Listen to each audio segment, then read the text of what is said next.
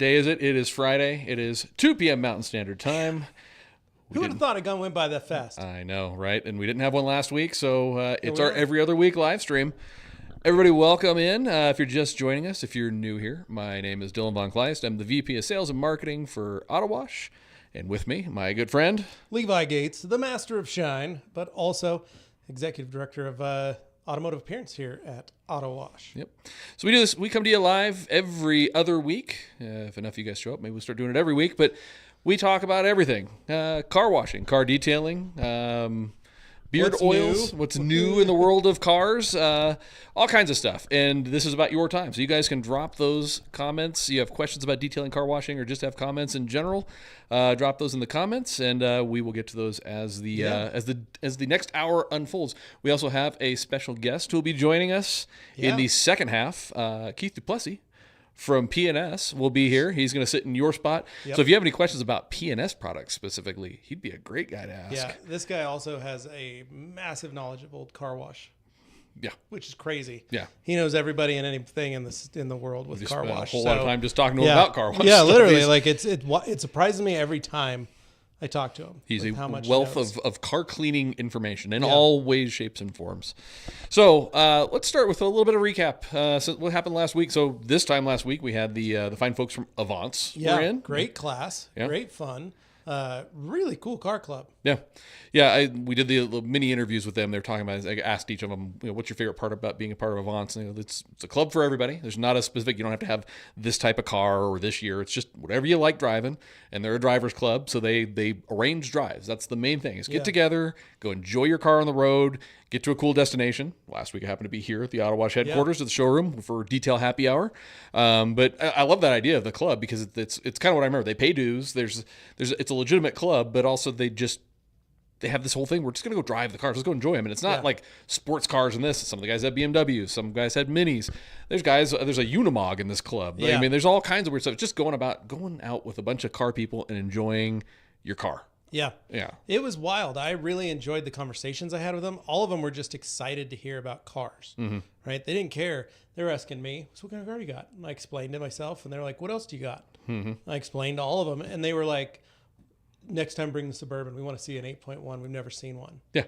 I was like, what? Really? Wait, hold on. Like, and there's, new Supra, Civic Type R, Lancer wagon. Like, I was a little caught off guard, but they're like, no, we're just like, I've never gotten to see an 8.1 liter big block in person. Next time we want to see it. Just car people. Into cars. And it was fun to have them. We were able to teach them, show them some tips and tricks. Yep. We clayed and sealed their cars. Outline the concept, because we called it Detail Happy Hour. So for those of you out there that maybe are in a club, this is a feature that might be available to you if you want to get your club in here for one of these. So for the fans at home, outline what was the Detail Happy Hour for So Avance? The goal of this was to get that group in, educate them on the wash. So they all got to watch the wash in action, our touchless wash.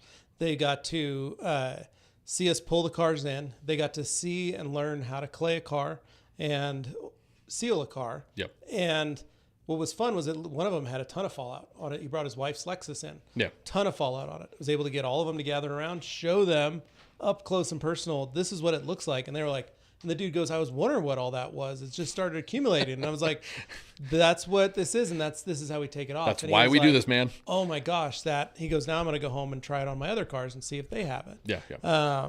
So that's really the goal of it. And that's what we want to offer to other car clubs, is to be able to come in, literally get together as a group, learn how to clay your car. And two things will happen. You'll either fall in love with it again, and you'll do it yourself, and we'll have stuff to be able to help you do that yourself, or you'll realize that, it's not really for me, but I do like the benefits of it, so I'm going to have you guys take care of it, or perhaps another detail shop. Yeah. The goal is to educate the customer. And for those guys who've never done it, at least seeing it done, I think for a lot of people, that educational experience of learning what the process entails generates a whole other level of understanding and appreciation for the work that goes into it. Because I think for some people, it's like, well, detailing, you just kind of like really clean a car really good. It's like, well, yeah, but there's specialty processes and techniques, and there's all these little tidbits of knowledge that you and the guys were weaving in for them, showing them like, this is why we're doing this. And to that point, like, I didn't know why my car was all rough and didn't feel smooth anymore. It's like, well, now that guy now knows what proper decon looks like, and he can appreciate, like, man, it's not It's not hard, but it is work. And so you can make that decision. Geez, do I want to pay somebody else to do that? Is my time worth it? I just go pay somebody else? Or do I just enjoy the gratification of the before and after process and I want to do this myself? But so again, if you've got a club and you're in the Denver area, or heck, if you're going to be passing through the Denver area with a club and you want to organize something, reach out. We're making this like kind of a community space. We'll block out the detail schedule, at least partially. We still had customers coming in. We just kind of limit the number of appointments. And then that club got to take over pretty much the entire run of the shop for a few hours. Hanging out in the shop. They were clapping every time we do a little video segment. Dylan would be trying to do some takes. He'd finish, and they'd all give you a nice little golf clap. It was great. It's nice to get that feedback loop. I rarely get that when shooting. I don't know if I've done well or not. But it was still a fun group to have. Yep. And they provided a lot of fun for us, and I know they got a lot out of it. Yep. We have a really cool recap video coming too, because it was a fun event. So we'll put that out. Maybe next live stream we can play that for everybody. Yeah, as I mentioned, we got 14 detailers in the shop today. So again, a community space. So we go from doing a basics of car care, how to clean and seal a car, and just a hangout for Avance last week. Today we've got 14 professional or aspiring professional detailers in here with Sydney and Keith doing a PNS stout ceramic coating training. So they're going through the whole thing out there right now. So it's really it's cool that we get to use the space this way. That's kind of the goal. We want to educate customers, detailers, just the community alike. One, our goal, as Dylan and I have been in this industry for so long, it is to be the leading choice for education within car washing and detailing and bridge that gap. Yeah. Many of those guys this morning when they were watching the cars go through were shocked. Yeah. So they've never seen it, right? They were like, we always go by. I've always kind of run my car through. I've never really thought about it. Mm-hmm. And then we explained, hey, we do this. And so you can tell your customers to take their car and wash it after you guys have done all your work. You know that they're not going to mess up the work you just did for them. And they're going to keep their car nice, which means when it comes back, it's going to be in better shape. And they were like, mine was just blown. Oh, makes perfect sense. Didn't even know that. So detail season is picking up. Anything interesting? Any highlights from the previous couple of weeks? I mean, obviously, other than the volume is going north because we've had a lot more customers in this last week and this week, which has been great. What was fun was the dynamic group of customers that have come in. We're now at 6 months, so we've had a few come back. So the car this morning was a returning customer who came in and got his car clayed and sealed at the beginning of January. He came back in to get it clayed and sealed, and then upgraded and added a paint enhancement polish to it. How's it holding up? The car was in great shape. It was fine. He washes at the Autowash, so it was nothing a problem. And just a little bit of fallout, probably. Just a tiny little bit, not much. He came in February, I believe. Okay. So he'd only been about 4 months, but we were able to bump him up, get him a paint enhancement. We had a lady come in, brought both her cars in. She'd come in 2 months ago. Got them in for classics. She brought both cars in to get paint enhanced this week. Okay. So that's been really good. We did have a new customer come in that found us through Google. She's recently moved to the area, bought a condo in the neighborhood, but her car she had shipped over from Hawaii. Oof, so it took salty. 6 weeks. She said they had to detail it. She had to get it detailed before she put it on the trailer or in the container. Wow. She goes, but I detailed it and then I took it to the place and I watched them as I got out and got in my husband's truck. She goes, I watched them drive it into a dirt parking lot. Oh. And a Hawaiian red dirt parking lot. Oh. And the winds picked up and she goes, I watched that car just sit in the dirt. And she goes, we put a little air tag in the car so we could track it. Good plan. For fun. And she goes, it sat in that parking lot for a week and we had storms. We had everything going on in our that we like everything that you didn't want to have happen. Yeah. She goes, but then they just parked it in the container. So then she gets it back. They put it on a truck, drive it here. It's filthy. Of course. So we were able to take care of it for her, get it detailed. She was super excited to find out about us, the car washes, all that stuff. She was like, sweet. This is great. This is exactly what I wanted. I said, awesome. You gave me the shivers. You said the red dirt thing. I remember from I haven't been to Hawaii in years, but used to go occasionally for vacations. There's an entire company called the Red Dirt Shirt. Yeah. And all they did was take white shirts. And they had like logos printed on them, and they were dyeing them with. When the dirt in your location is enough to dye a shirt permanently a reddish color. Yeah. We know a few detailers why. I've never actually asked them how bad the red dirt is, but I can't imagine that is a fun thing to clean. Yeah. And everything there's probably covered in it because that volcanic red and it's iron hard heavy to get dirt off is everywhere. and it gets sticky too. So that's what most people don't realize. is the rain that it hits gets super sticky on people too. Yeah. Ugh. So it won't come off of anything, any type of No better thing to do than surface. get that all over your freshly detailed car, put it in a container on the ocean But for a few because it was months. freshly detailed, it all came off nice. Her car looked immaculate. She loved it. So, Good. That's awesome. But it is fun having people come in. That's one of the things I like, is seeing some of the returning customers and still getting all the new customers. We're officially at the stage. We're getting regulars. Finally. We got some regulars. Finally, The time after has 6 come, months.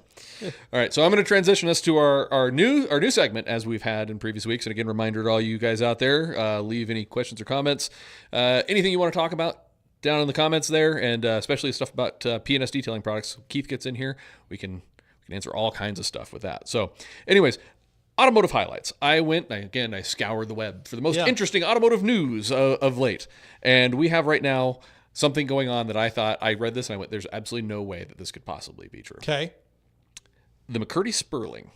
And if you've not seen this thing, it's bananas. Right. It's got these turbine things that create downforce, like suck it to the ground, basically.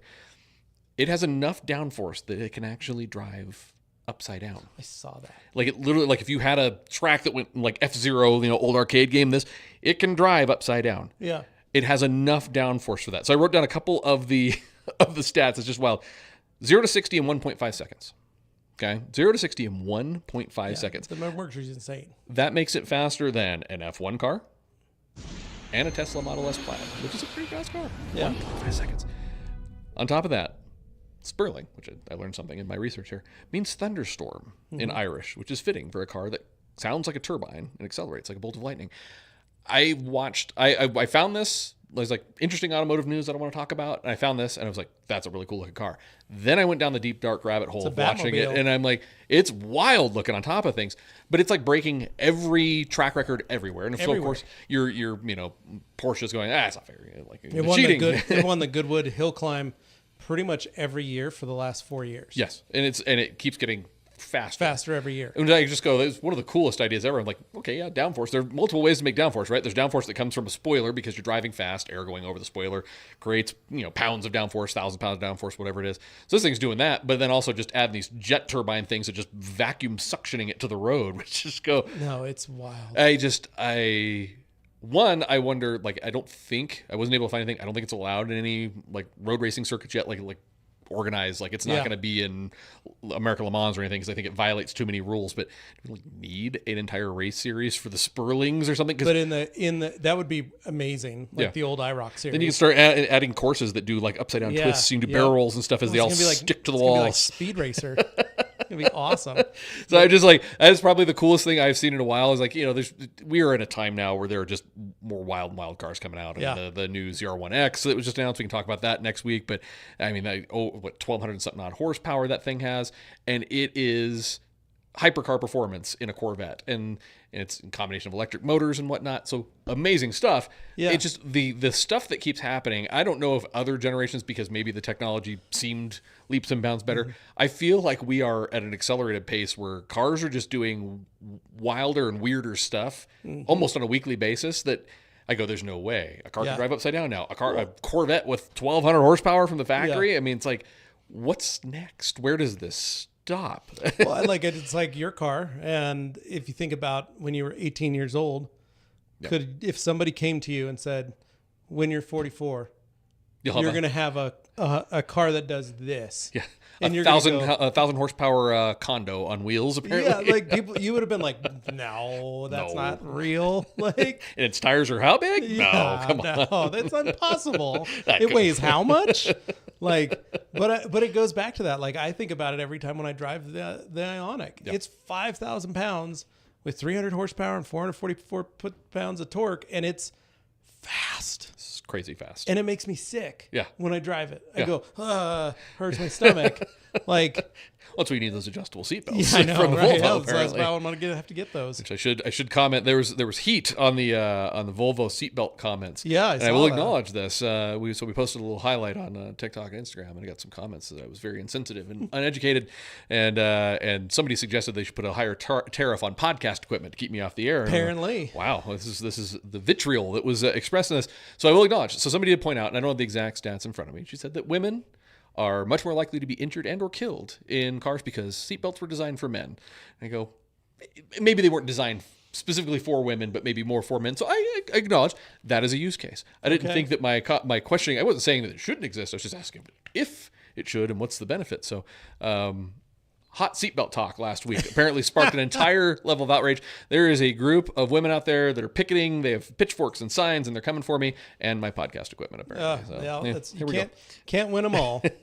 So, and then continuing in our theme of automotive safety equipment that you didn't know existed. Right. Again, scouring the deepest, darkest reaches of the internet to find the automotive news that you want to talk about. Subaru Foresters in Japan. Okay. They're testing a new airbag. I went, okay, airbag, nothing new, a side curtain, blah, blah, blah. No, it's an external airbag. Specifically. Sorry. Oh, he's diving into our live stream. I'm checking. I can't find comments on here, so okay. I'm pulling up this to see if I can get some. But we don't have any right now. Okay, so we're good. Totally fine. Yeah. So it's on the exterior to protect cyclists during an impact. All the way around? Because where do they hit? Mostly the front. So I'm thinking, like, what I was able to decipher from everything is this is an airbag that is kind of in the wiper cowl-ish area. Yeah. Maybe front end. I don't know. It's very unclear. Testing in Japan right now. But it instantly deploys. I don't know how they're detecting they've hit a cyclist and not something else. Like a human or a dog. Or maybe that's okay too. Deer. But they are testing this. And it raises a couple of questions for me. How many people on bikes are getting hit by cars in Japan? Probably a lot. I mean, if they're forcing them to go, we need to do this. This is a problem. We've Subarus with cyclists all over the front of them. We got to do something about this. Well, I could see it like China or some of the other countries where it's a bike-heavy culture. Yeah. Japan. A lot of walking, was it? It's not a very bike-heavy. I'm probably going to get a lot of hate from this, but I didn't think it was that much of a bike culture. Maybe it is. Compared to an automotive culture. Well, maybe the bike culture's not there because they've all been hit by Subarus and killed. Probably. Or for pedestrians. And they're like, oh, it's for bikes because we don't want to say that we've hit a lot of running people down with Subarus. Yeah. I mean, I'm like, again, not poo-pooing the idea. If it needs to exist, it needs to exist. Great. But I go, wouldn't prevention be a better issue? Should we Yeah. not be looking at options to, I don't know, perhaps not hit people on bikes? Yeah, exactly. That's Better what I would crash hope. detection, people detection, awareness, all around stuff would just be a great idea. But I did find it interesting. Now I've been on a mission to I couldn't find actual pictures or video of the thing being deployed. If you guys have any, found any, please send them to us. But I want to see how this works. And what I was able to discern, like I said, it's like wiper cowl. So they're expecting it's a hit. The person's already rolled up the hood. We want to stop them from smashing through the windshield. Right, yeah. So we'll eject them the other direction with a high powered airbag. Maybe, I don't know. I feel like if you get hit by an airbag, add insult to injury. Just yeah, because I've had friends that are cyclists that have been hit by cars hard. Yeah. I can't imagine if a car in it, and sometimes they hit 30, 40 miles an hour and they break their jaws, they break their collarbones, they break their shoulders. Yeah. I can't imagine getting hit by an airbag exploding and 40 miles an hour all at once is that much That's a lot of violence. safer. Right? Like if you get hit and you've got that momentum of 40 and then the explosion of that airbag, you're getting launched farther, right? That's what I would assume. Shoot you up and over the car so unless you can tumble it's through. shooting an airbag out from under the car to catch you Who knows? based on the trajectory of the hit. Here's a proposal. Why don't we put airbags on the bikes? See, that's better. They've got helmets made for that have that, or I feel jackets. like we might be going about this the wrong way, Subaru. They I mean, have let us know. But I mean, really. Yeah, I worry about the trajectory. My dad said that at one point when he was a kid, they thought it'd be funny to smack somebody on a bike. So one of their buddies was riding his bike, and one of his other buddies was like, "Hey, pull up alongside him. I'm gonna slap him on his back as hard as I can." Right? Because that's what we do when you're kids. Yeah. And so he goes, we're doing 30 miles an hour. And we came up on the bike, and the bike was going 15 miles an hour. And the guy reached out, smacked the kid on the bike. Well, the bike was going slower. Yeah. He goes, so our buddy on the bike crashed, Because because something hit him at 30 miles an hour. Yeah. And the guy hit an object that was moving slower and gonna broke hurt. his arm. Yeah. Because it went back and hit the B pillar, and he goes, he broke his arm, and He goes, "Oh, we learned never to do that again." It's a mistake you're only going to make once. I probably mathematically could have probably sorted out the end result of that scenario, but hey, It was the 70s. No, we know. They're trying it out, right? But yeah, so the bike thing. I don't know. We'll see. I feel like you need to put it on the bike. It's in testing. Future state to be determined. We'll keep our fingers on the pulse of the we can get Subaru external right? bike cyclist ejecting airbag technology. In other news, this one I personally find incredibly frustrating, so I may soapbox on this for a moment. So we'll start with a positive. I don't know if you've seen this video, but Apple debuted a new version. They call it CarPlay Ultra. It is the CarPlay that I have always wanted because it now integrates everything. Okay. So the video, I believe it is an Aston Martin. I think the first ones get access to it. But your gauge clusters, your HVAC, everything is now talking to you through CarPlay, which is like, oh, that's awesome, right? Yeah. So I super excited for that. I was like, I think that's a great idea. Well, on the heels of that, though, we do have manufacturers like GM who have said, and I think this is the dumbest thing ever. Actually, I haven't just said, they're actually committing to this. 2026 model year for the Hummer, for example, no CarPlay. They think that people don't need it. They go, people want a fully integrated vehicle experience, and our onboard systems can do things like estimate, range between charges, connect you to the charging station. It's aware of the speed and all this stuff that your phone can't be. And so they're removing it. Problem is I don't take my car to my desk. Exactly. And then there's also the fact that, frankly, I will go on record. I think probably my biggest complaint about the Hummer is the absolutely god-awful integrated infotainment system, which is powered by Google. And that's not me saying Google. I think they underpowered it. It's got a slow processor. Yeah. The interface is laggy. And then they're trying to integrate all the GM stuff, and they're trying to do too many things at once. And at the end of the day, GM is a car company. Right. They're not a technology company. And I think it's awful. So they've had engineers, they've had executives go out and say, well, we think people want an integrated experience and they'll buy a car based on that because CarPlay is not a reason somebody buys a car. You know what I'm not going to do? I will not buy a car without CarPlay in it. Yeah. It's an absolute... the wise Dane Hennon once said that. Yeah. Shan't buy a car without CarPlay. I shan't not have my CarPlay. Mm-hmm. When I was shopping, I was looking at different EVs. Rivian, cool trucks, really liked it. No CarPlay. And that was a deal breaker for me. And their interface was much better than it is in the Hummers. But at the end of the day, I want the stuff that's on my phone to also be in my car so I have a consistent experience. My Pandora playlist, all stuff. I don't want to set up, to log in separately and do all this stuff. Yeah, and it doesn't make sense. It's painful in the GM system because it's like, it just isn't good. And of course, then they've tied themselves to Google. So everything's in the Google ecosystem. I'm an Apple user. So even the commonality between the apps that I would use, and you have that app in both platforms, it just doesn't look, feel, and work the same. Right. I want consistency. So you were saying that you're not sure what's running in the background. You use CarPlay in the Elantra, right? And the Elantra, or the Ioniq. Yeah. Not the Elantra, but I keep calling it that too. Yeah. But the Ioniq, I use CarPlay, but I have to plug in.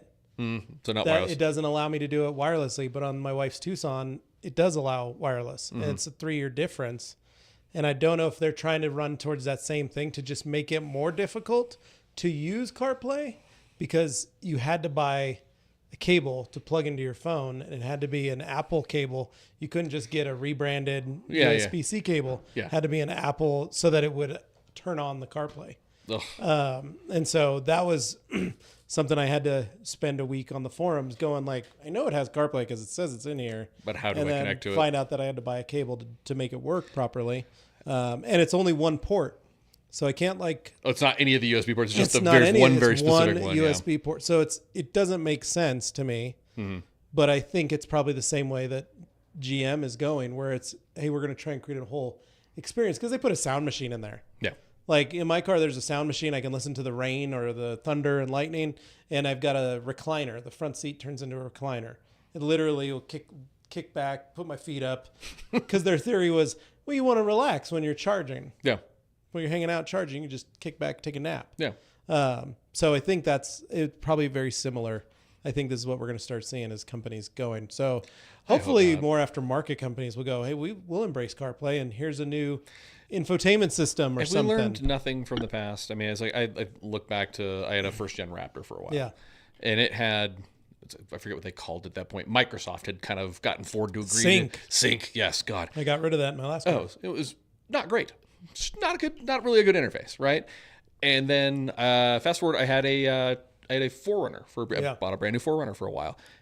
Toyota Entune. And it's like these car manufacturers just can't figure it out. And it's like, why? And to the point of the Hummer again, its processor is so painfully slow. If you miss a turn using just give you an example.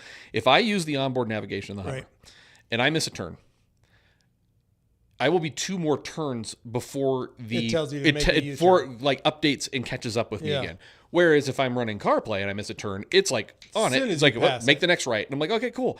It just the simple processing speed. And then, God forbid, if I ask it to do more than one thing at once, like navigate and stream music, it's like, game over, man. Sorry. I can't do both these things. Mine is shut off at times because it just can't do it. It's not good. Again, they should accept their technology companies, learn from the mistakes of the past, learn from the Microsoft Syncs, the Toyota Entunes, and stick to what you're good at and make a really good interface for iTunes or Apple CarPlay to work with.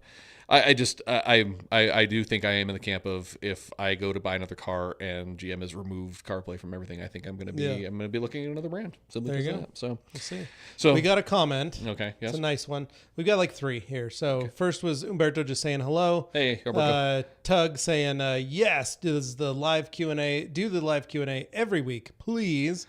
Ooh, from Tug Bankert, and then Larry Learson says, glad to see you both. Would enjoy your services if you were here in Oregon. I do miss time from Levi.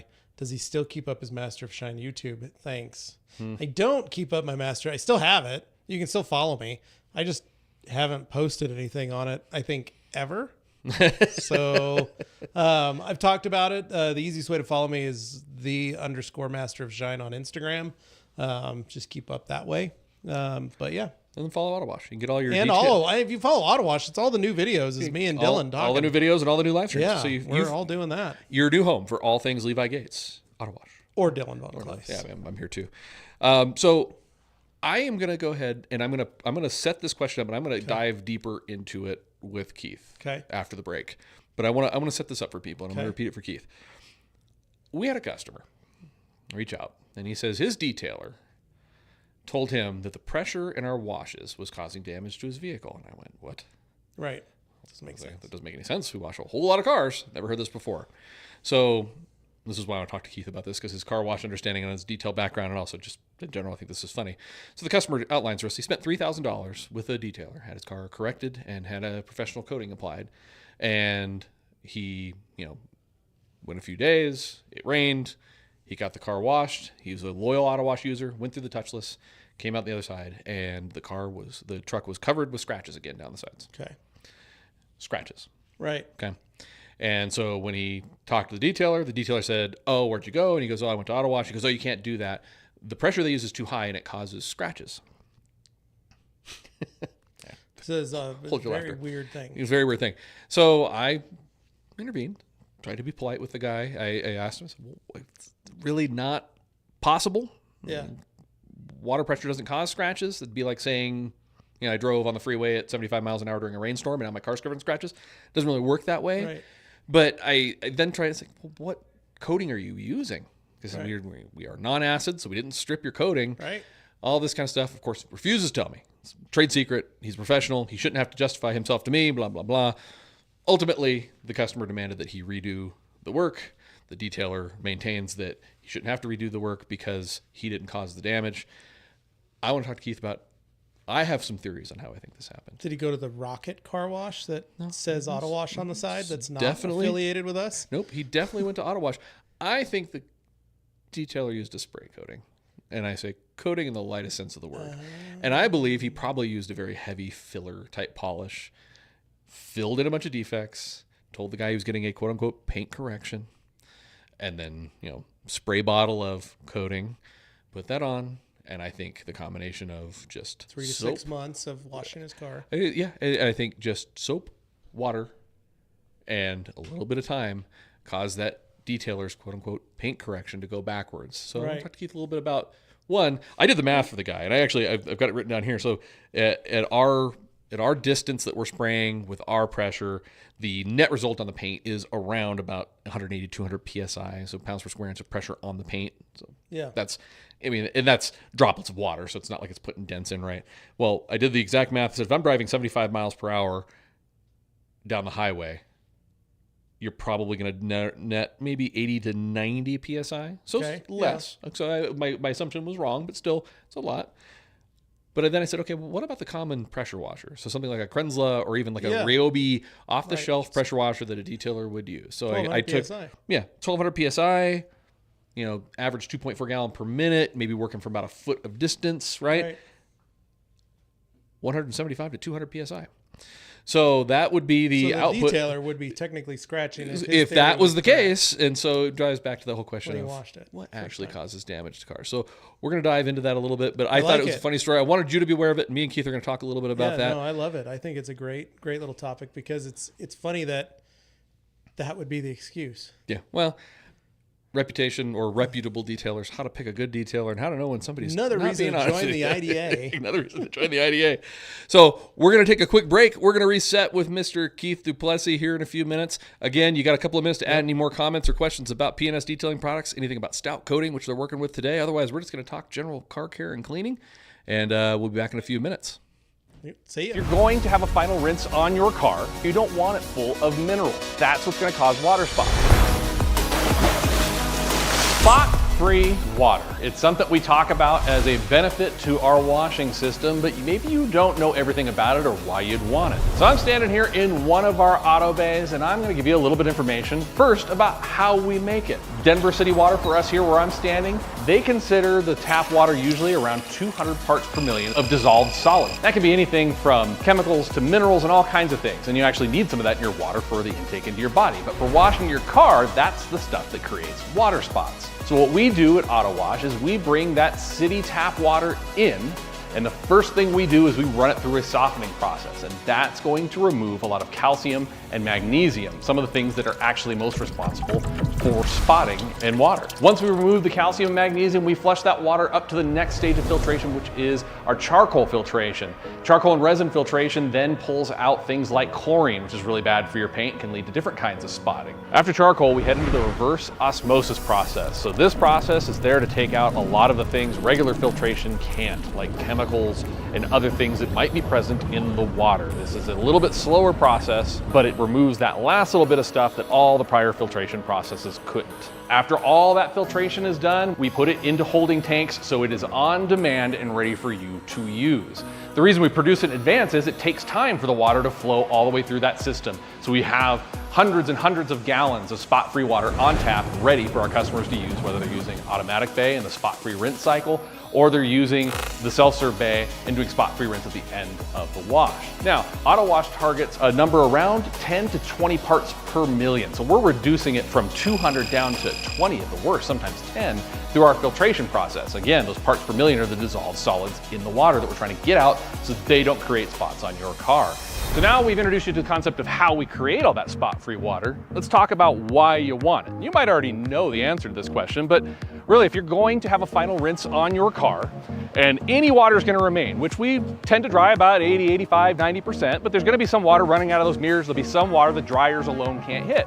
Well, if that's going to sit on your car, you don't want it full of minerals. And again, spot-free rinse is included in the automatic bays at the end of the cycles, or as an option in the self-serve before you jump into drying. But we recommend you use the spot-free with every wash because, again, that's what eliminates all the minerals and contamination that's in that water.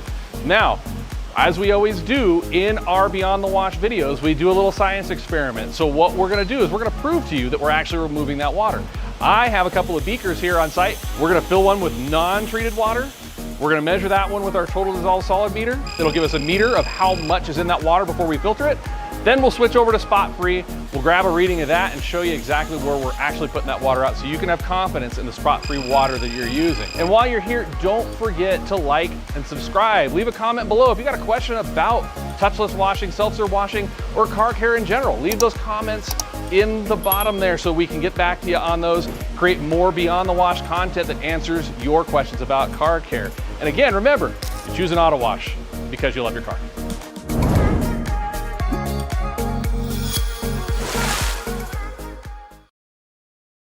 So we are back, and suddenly Levi has become Keith Duplessis. How you doing? So, Keith, we'll start with, because we got a mixture. We got detailers in the audience. We've got Autowash car wash customers. Would you do a brief introduction to yourself? Just kind of give everybody the Keith Duplessis short bio. Okay, so I am Keith Duplessis. My current gig is I'm the business development director at P&S Detail Products, and I do major account development for our parent corporation, which is Appearance Technology Group. So I've been doing that for about 8 years. Prior to that, I was on the street working for a car wash company as a distributor, selling both the detail product line and car wash chemicals and equipment. And I did that in Dallas for 7 years for Big Man Washes. And prior to that, I worked for an absolute legend in the detail industry, which is Mr. Bud Abraham. Yep. And I worked for Bud for about 12 years. And we built detail systems all over the world. So I've got a really fun background has been in my career. I mean, 25 years now, I've got to travel the world and still do. I get to work with people building their businesses, which is the coolest thing ever. And I get to help people be successful. And so when you ask me what my job is to help our customers be more successful at whatever it is they choose to do. That's what I love. And that's kind of what you're doing today, right? We got, 14 guys in the back learning to detail, and specifically around the stout coating, right? That's what you guys are applying today? Yeah, so today was a stout coating class day. But yeah, you have to detail the car before you can coat the car. So all of that. And then the side bonus was we got to come to Autowash. We got to check out your operation. Seeing Levi come here was such a cool thing. We've known you for forever, as well as Levi. And it's a fun experience for us to get out and see the evolution of the industry. So, I tell our detailers all the time, half of the class is them learning from us. Mm-hmm. The other half of the class is us learning from them. And sometimes it's what's the market doing. Sometimes it's what can sell, what the level of our detail, customers are, but also what's going on in the industry. And so this was a great field trip for me and Sid to come out and just check out your operation, which by the way is impressive. If you guys haven't been here or been to an auto wash, you got to check it out. Thank you. Appreciate the endorsement. Your check's in the mail. So what's the level out there? I heard from Levi. We got a lot of newbies in the group this time around. They're relative newbies, I should say, I guess. Yeah, lots of new guys to the industry. And I think that's, we saw a lull last year just generally in the economy. Yeah. And so I don't think detailing itself is down. I think the economy was probably the blame. I guess we can pull Bill Clinton in and say it's the economy, dummy. But the reality I think we're seeing out there is that there's still a very enthusiastic entrepreneur that wants to get into detailing. Yeah. They look at it as an opportunity to go set their own course, work for themselves, and maybe build something to the size or scale they want. And I don't think there's any lack of passion or interest in today's generation of detailers out there. So great group of students. Most of them have been buying through the store from our distributor here in town, Colorado Detail Supply, and that's where they signed up. Nice. Okay. So, a lot of times we get a mix. Sometimes they're pros working in a dealership or they have a shop. These guys are relatively new. They aren't established enough to be on a route truck guy's route. So that's where our contact came, is through the store, which is great. That's cool. Yeah, I agree with you. I think there's the detailing does present a unique opportunity. I think we all ended up in it for one reason or another, right? And for me, I'm sure Levi would say the same thing. I'm sure you probably have. So it's the chance to work on cars is just a fun opportunity. If you enjoy cars and you're not going to be a mechanic, detailing is not a bad way to go. You get to touch cars, and ultimately, at the end of the day, one of my favorite parts of detailing, even though I'm not in the back working with the guys, I love watching the delivery. When they bring the car out front and seeing somebody kind of fall back in love with that car again, because if you're going to pay for detailing, there's different reasons people pay for detailing. Somebody's going to pay for it because I'm about to trade this or sell this, or I just need to because it's gross. There's the people who elect to do detailing because they just want that feeling back again. Yeah. And watching somebody get to see their car pull around the corner and get delivered to them, and they're just like beside themselves. It's this car they've had for 5 years. They loved it when they bought it, and maybe they've slowly fallen out of love with it. And just, a couple hours with our guys, and they're just like, oh my God, it looks amazing. I love it. This looks better than when I first got it. And that being able to deliver that can be exciting, I think, for a detailer is like, and not every customer is going to be that way, obviously, but when you get those, it's a good feeling, right? You get to deliver happiness at the end of the day, and that's a cool thing. I mean, you get to deliver a positive result that, again, it should be a feel-good experience with the customer. If you return a well-detailed car, the consumer usually is pretty ecstatic about the result. Yep. And most of the time, just by doing what we do professionally, we exceed people's expectations. They forget how much we can really do to a car to make it look fantastic. Yep, for sure. So I'm gonna recap this just before we went to break. I was sharing this with Levi, and I want your thoughts on this because this ties into a little bit about detailing. I think operating with ethics and being a good detailer. Also, just general people's understanding of detailing. So we had a customer reach out. It's an Autowash customer. He's got a black pickup truck. Okay. And he had gone through the wash, and he calls us because he says the truck's got scratches down the sides now. And the reason this is a problem for him, though, is one, we're touchless, so that shouldn't happen, right? Right. But he said he had just had the truck detailed previously. Guy had done a full paint correction, quote unquote, full paint correction. Customer's words. And this guy, he admitted, he goes, I don't know anything about detailing, so I paid to have it done. So I had a paint correction. I spent like $3,000 for this guy. He did a full paint correction, made the truck look amazing, and he coated it for me. And he says, and then when I called him about the scratches on the truck, he said it was because I took it to your guys' wash because the pressure, the water spraying out of the nozzles had enough pressure to cause scratches in his coating. And this was, secondhand, I'm getting this from our customer service team, and I have to inject myself at one point. And I go, I'm going to step in here and try to educate the customer a little bit about the physics of the universe and how water works and pressure and how that really probably isn't possible. But, just again, customer was ignorant in this, but he's relying on bad information from a detailer. So we peel this back a little bit more. Detailer gets involved, three-way phone call, this kind of stuff. And the detailer said, yeah, I've been to your washes. You guys your pressure's way too high. It's going to cause damage. And I said, well, not really, because I said, let me do some math for you. I said, so I did some math, and I was actually sharing this with Levi. I wrote the notes down from when I went on this call. So if I do the math on our washes at our known output PSI, subtract the diffusion over distance, so we know how far away we are from the car, blah, blah, blah, blah, blah, we're going to be, that individual water droplet is making impact. Again, it's a water droplet. It's not a rock. It's a water droplet. It's making impact about 180 to 200 pounds per square inch, but it's that big. So that number sounds big, but it's actually a water droplet, right? Yeah. So I made the assertion. I said, I bet you that driving down the highway at 75 miles an hour during a rainstorm probably has something close to that. Not quite, but it's around 80 to 90 PSI. So still approaching 100 PSI. And they said, but I bet you pressure washer, your standard Ryobi that I bought at Home Depot, your Krenzla, whatever you're going to use, around 1200 PSI, about 2.4 gallon per minute pressure washer. Did the math on that. You know where that lands in the grand scheme of things? If it held about 1 foot away from the vehicle, which would be the general guidance that we would give most people who are using pressure washer to clean a vehicle, about the exact same that we do with the wash. Yeah, just about the same. It's hovering around 175 to 200 PSI. So of course the detailer didn't like hearing that because science is bad. But he wanted to dispute that no, that's not the case, and your guys' pressure is causing scratches. So ultimately, the customer got the detailer to redo the job. I have my theories. I shared those before the break with Levi. How do you think that a car that the customer claimed looked flawless then goes through a touchless wash that we know is non-corrosive, non-acidic, comes out on the other side looking scratched up like it did before the detail? Yeah, so you said the magic word, and just before we start here, the War of the Roses continues between detailers and car washes. Yep. Now, you and myself and Levi all have lived in both worlds for extended periods. Yep. So we've been on both sides of the battle. And I don't know why it's a battle, because we actually do the same thing and we can be beneficial to each other. But all that aside, and my UN days are over, let's take a side here. So first thing I would think is, he said he put on a coating. And so typically coatings are chemically impervious to removal.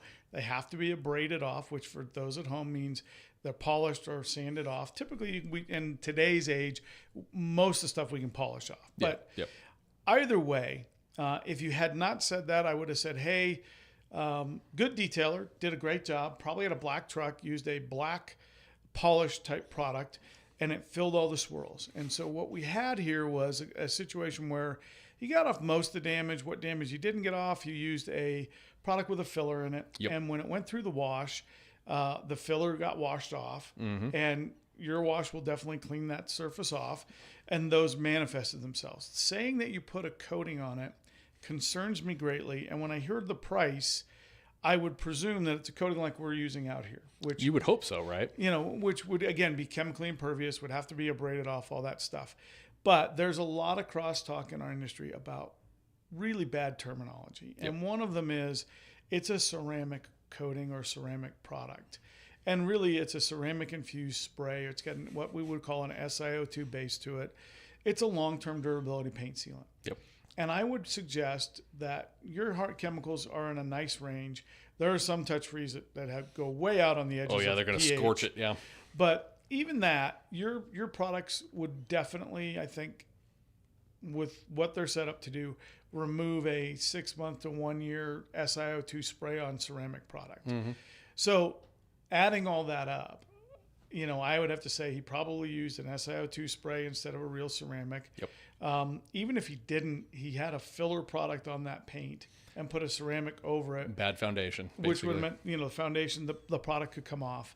I would say all of that, my cringe here is not so much that he did all those things. I think there's nothing wrong with legitimately saying, hey, we polished it out, we made it look great, we put a ceramic protectant on it. All of that's legit. The price point for that, though, would say we did more than what seems to have or appears on the result of going through a wash to be the outcome. And that's disappointing, right? I hate to hear that that's the case. And again, not casting aspersions on the detailer, don't know him. Don't know his process. Why we're not using his name. Right. So that would be kind of where I would, again, trying to ascribe no malice to anybody. Thinking the guy tried to do the best job he could do. But it sounds like that's what happened there. And that's kind of where my head went, because when I did press the detailer of like, hey, I got a lot of industry contacts, and like, if you could just tell me what the coating if we did strip your coating, because I did at least get him to kind of acknowledge that there's no way that water was going to scratch, and the scratches were not in the coating, because the scratches, it was really funny, it was the before and after photos, you could tell the scratches that were quote unquote removed really oddly were the same exact ones that showed back up, right? It was the pattern, the depth, everything about it was like that you couldn't tell the difference between the two. So I go, okay, well, then the original scratches were never removed. So, and everybody's heard me say this before, I have no issues with fillers as long as you're honest about it. And I think there are companies out there, not PNS, but there are companies out there that very much lie about the filling capabilities of their compounds. They can't get a good finish, so they just chock it full of really durable fillers and then send it, and the user, the detailer, thinks, oh, I'm fixing paint. You're actually not. You're just hiding things. But as long as I think fillers used with ethical deployment, I know I'm doing this. Rupa's Uno Advanced, Rupa's Uno Protect were products that were known to have filling properties by design. They're supposed to. We have one called Black Beauty or Dark Supreme, which was a match to a Black Beauty, which is a dark paint product. And look, on an aged vehicle that's got bad paint, and there's probably not much clear coat left for the rest of us, as I like to say, as my friend actually like to say, Matt Fleshman, leave some clear coat for the rest of us. I am certain that there's a place and time, and I believe this firmly, for a filler product where I can't grind on this paint anymore. There's nothing left. So I'll do the best I can to make it look the best that it can. Again, maximum potential of the paint, and we'll protect it with a spray-on, ceramic product that'll give it the most durability I can give it without having a problem. Working with what you got. And so, all of that's an honest process if you're honest about where the paint is. If you're telling the customer, hey, I'm not fixing. So that was issue once. We used the term paint correction, and obviously correction wasn't done. Maybe it couldn't be. Maybe he hit his skill level limit, whatever it was. So fillers were established.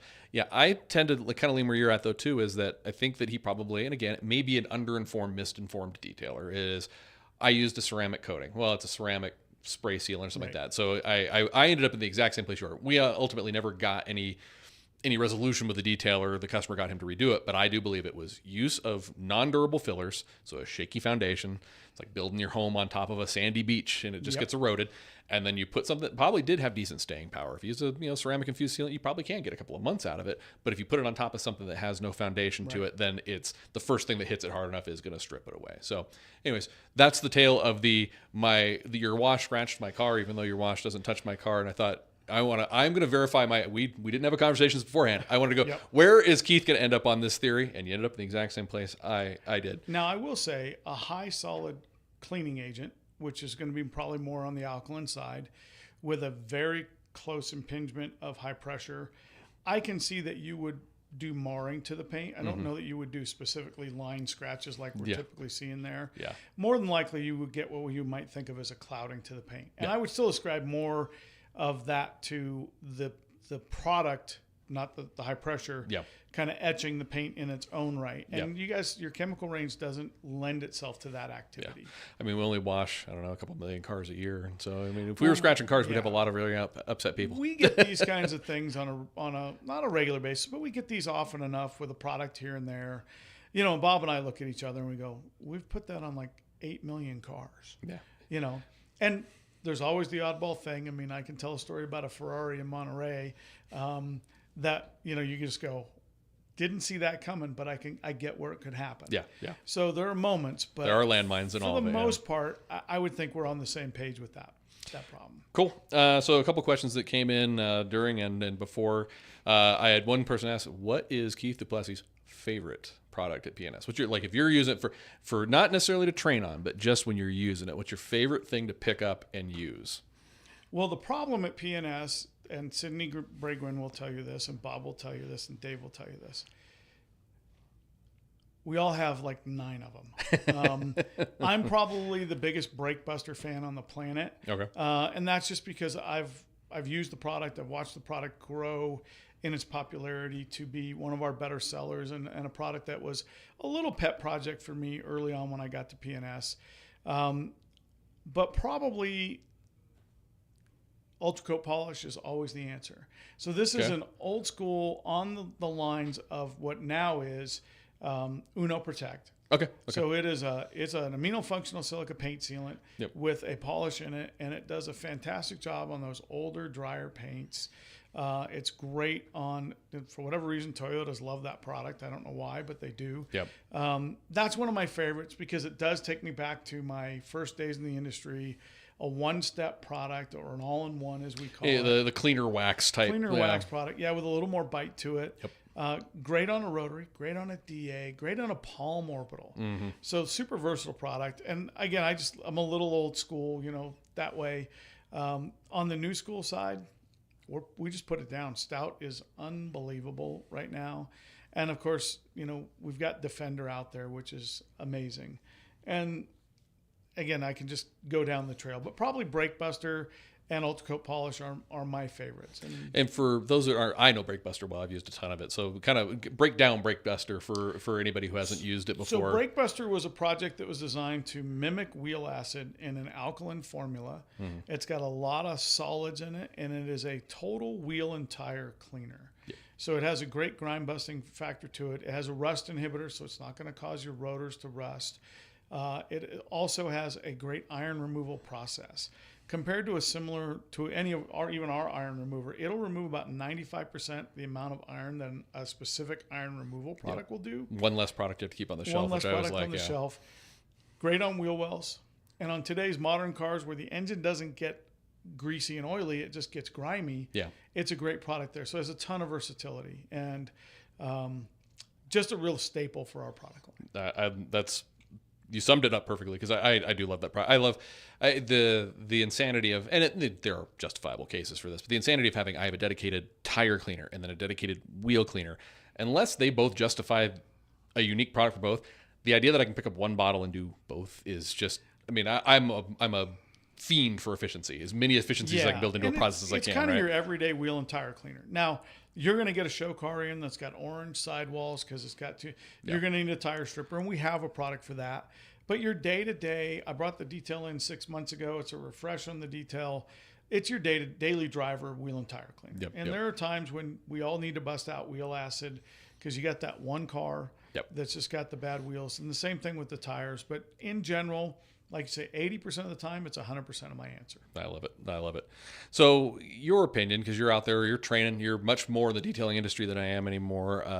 One question I personally want to ask you is kind of what do you see changing right now? Because actually somebody asked me this on another podcast. I go, guys, I'm not as ingrained in the detail industry as I used to be. I've got to wear both hats to a certain degree, and I'm not in as many trainings as I used to be. So what do you think the trends are right now? What is changing? I've been effectively out of the training game for about 3 years now. So so I think we're getting a little bit back to normalcy. So one of the things we talked about probably 10 years ago when coatings really took off, and it was 4 or 5 years before that where we really had the initiation of DA tool technology. Yep. I think that's normalized out of probably 5, 6, 7 years ago, where it's a pretty common thing. It's a very commonly taught, shared, sold product line in the detail industry. It's not the anomaly that it was when we first brought it in. Yep. Coatings have now taken on that form as well. And so we're seeing a couple of things. First, and maybe a little bit to the detriment, we see the overuse of the word ceramic. And so there is a little of that. But I think the ceramic coating game is normalizing, which means the price point's going to come down and level. And it has.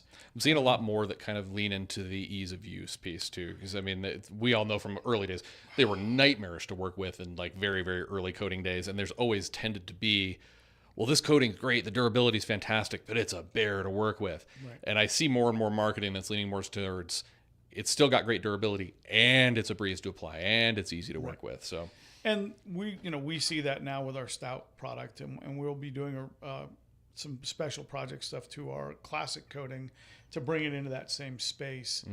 Ease of coating has to be there. The detailers are looking at much more so than ever before, how are they getting to the dollar figure they're charging? That's good to see. And making sure that they're making a revenue that's commensurate with the work effort that goes in. Yeah. I think the other thing we're seeing is we're really seeing a trend away from multi-stage paint correction, trying to get to a one-step product, and that's different than an all-in-one, which has protection. Yeah. Which we've been, very fortunate with that. Dave is our chemist because he made a great product called Rehab, and that's a one-step product. So the ease of getting from car in for wash and decon to coated, time-wise, labor-wise, is much more efficient. Yeah, I see that trend continuing, which means that detailers who before were maybe closed out are starting to be able to access that. And what I mean by that is we've all seen it. I got to go to this training for $3,000 with this company, and then I have to buy a certain amount of product. We've been very open, Bob and I, when we sat down with Dave and Rennie and Sid, we really wanted our coating to be something that if you want to buy our product, we want to let you buy our product. Yeah. And there's no barriers to be able to do that. Now, if you want to be an authorized installer on our website, we do ask that you demonstrate you've got some skills. Know how to you don't actually have to come to our training. You don't have to spend exorbitant amount of money. We want it to be accessible. We want professionals who want just a good product that works. We've always had a value proposition of you be a good customer, we'll be a good supplier. Yeah. And for us, the definition of that is we make a really good product. We charge a fair price. Don't misrepresent our product to your customer, and go have success with it and, enjoy it. Yeah. That's really what we want out of the value proposition. It's good to see you, the comment about, the one step, not, paint and enhance, but actual one step corrections to a degree, and then easier to use coatings and speeding up that process. I always had two issues with kind of the what I would refer to as a few years ago of the correction and coating business of, we saw it all over social media. It was bragging about how many hours you'd spent, how many days, how much labor you put into it, which I always thought was the silliest thing ever. Yep. But I think we have, at least from what I'm seeing outside looking in, is a little bit of a corner turn into looking at the dollars. How can I get multiple cars in a day? Not how long did I spend on one car? Billable hours is one thing, but you can scale. And I used to tell guys in trainings, is like, guys, if you are spending 2 days on a car, there's nothing wrong with that. If that's what that takes you to do and your customers are willing to pay for the time, but it's a heavy leverage situation, because if that customer cancels, how do you backfill a 2-day appointment window? Well, right. Exactly. And so if you're not doing some type of express service, but if we take the idea of throughput as a metric, and I'm trying to maximize the number of cars I can get through and still deliver quality, and kind of shorten that delta a little bit and go, I can still deliver a fantastic result that my customers love, and I can do it in a day or in a half a day. I can get multiple cars in a day or whatever it might be. I think it's a great place for the detail industry to be, because ultimately, at the end of the day, a lot of customers aren't willing to leave their cars for multiple days either. A lot of customers can't leave their car. Yeah. Right. So, our goal with Rehab and the one-step process and then the coating was you can turn the car easily in 5 hours with, if you're not doing an interior detail and you're doing a wash, clay and prep, and you can turn that car in 4 to 5 hours. And the other thing is you used to have to keep a car overnight. You got to hold on to it for 48 hours. Can't drive outside. I got to put it under the IR lamps. Right. Yeah. And the challenge that comes with that is then a guy who is a one-person show needs a 2-bay detail shop. Yeah. One to store the car he's working on, one to work on the car that they've got. Now, we say you could possibly in a day, if you're really want to push it, do 2 cars in that time frame. And you have the ability to get those cars out of your shop and be fresh for tomorrow and be able to turn over the opportunity. Yeah. And so what I think this is going to do is continue to help detailers afford the shop that they really need. Yeah. Yeah. Before, a guy would get a 4,000 square foot shop because if he wanted to do 2 cars a day, you had to have room for 4 cars. Yeah. There was no way around it for him because you weren't going to leave it outside and have it get rained on or something. Yeah. Stand by the coating. And I think that's that's a change that we're seeing. Good. You know, Good. I think detailers scaled. We were building palaces, Taj Mahals, and look, we've got some friends in some places who have built some incredible things and never thought we'd see them. Yep. But that's not for everybody. Yeah, and it's not something that's going to even hold up in every market. You know, No. it's there's plenty of markets that will take a 2 to 4 bay detail shop, and there are some markets that will accommodate much larger operations than that, and it's not the same market. It's just not. Certainly not, and it allows a detailer to get into the game, Yep. and be able to be successful. And Cool. that's the important part to me. I mean, I've long believed that we should educate detailers, but we shouldn't have to go to such lengths that it's almost like getting an advanced degree to do what is a technical skill ability. Yeah. I mean, I want you to have some knowledge and understanding of what you're working on, but we overcomplicated the coating game for a long time. And paint correction was lost in the forest of buffers and pads and product. And so to see it kind of get cleaned up a little bit is exciting to me. Yeah, contrived complexity was a thing for a while there, I'm sure. But ultimately, at the end of the day, I mean, if more successful, happy detailers were running their businesses and seeing that success, Right. and customers getting what they want in less time, everybody's winning in that scenario. So I'd love to hear it. So, any parting thoughts? Anything you want to share? Any information on where anybody can go for more information on PNS trainings that are coming up, or anything like that? So we conduct. I'm super excited about this. Josh Pierce has joined our team as a trainer. So Josh is now an IDA board member, which is awesome. He's a recognized trainer with the IDA, as am I. And Josh runs what we call the Hawkeye Center. Josh is in Iowa. He built a 2-bay detail training center. So we have his trainings, and we have the mothership, which is in Hayward, California. And every month we have 2 days to 4 days of training. We just added Miguel Saavedra to our team as well in Hayward. Miguel is my Spanish language trainer. Awesome, that's great. So we now have in Hayward every other month 4 days of training. So we have a day of coding, a day of detail, and then we do it again in Spanish. That's and fantastic. I don't understand the language, but I know what we're doing. So that's good. So we've really expanded our training offering. You can find all that on psdetailproducts.com. That's our website. All our training is booked there. You can also catch all of us on Beadmaker Lounge on Facebook, and you can catch Sydney and I with a special guest every other week. Nice. And we just had Beadmaker and Coffee on Monday, so it's another week and change before we have our next one. But on there, you will find all of our upcoming stuff. I am happy to say 4th of July is coming up. We kind of are on a lull until after 4th of July. A little bit of a break. And then we have Rupes in the building this month in July for Nice. our training day. We're going to have Sarah in the building with Sydney, and they're going to go to it. I'm going to Hawaii the week after the 4th of July because I got to go see our partner there and do 3 days of training with the Hawaii Education Association. Yeah, what rough life you're leading there. Well, student somebody's got to training. do it right. I Keith. know. And Rennie's got Air Force One the week after 4th of July as well. So that project's there. And stay tuned, everybody. Wednesday, we announced the Monterey detail team this year. That's awesome. Yeah, if you guys haven't looked at that, that's something to go check out. Look it up. They get to wipe down and look at some of the coolest cars in the world. Monterey Week's amazing as it is. And it's an opportunity that Bob and really Gordon McCall put together years ago to put detailers forward. That's awesome. It's never really about our brand on the shirt. It's always about getting 20 world-class detailers from all over the country. Sometimes we have international partners. We did last year. And putting them forward and giving them an opportunity to be exposed to just some really cool stuff. Yeah, some So we're of the excited rarest about and that. coolest cars in the world. Well, Yep. I appreciate you stopping in. I appreciate you helping with the training. I'm sure everybody out there is excited to see those cars finished. And for those of you guys watching, this will be posted obviously for long-term up on the Autowash YouTube channel. But if you're not yet, don't forget to subscribe. You know, this is when you get the updates about when we're doing these live streams, all the amazing content we're putting out about car washing, detailing, automotive stuff in general. Start having guests like Mr. Keith DuPlessis here on to answer your questions as well. But be sure to check out PNS Detail Products, and we will see you exactly 2 weeks from today on the next Autowash Live Q&A. Thanks for watching, guys. Have a fantastic weekend.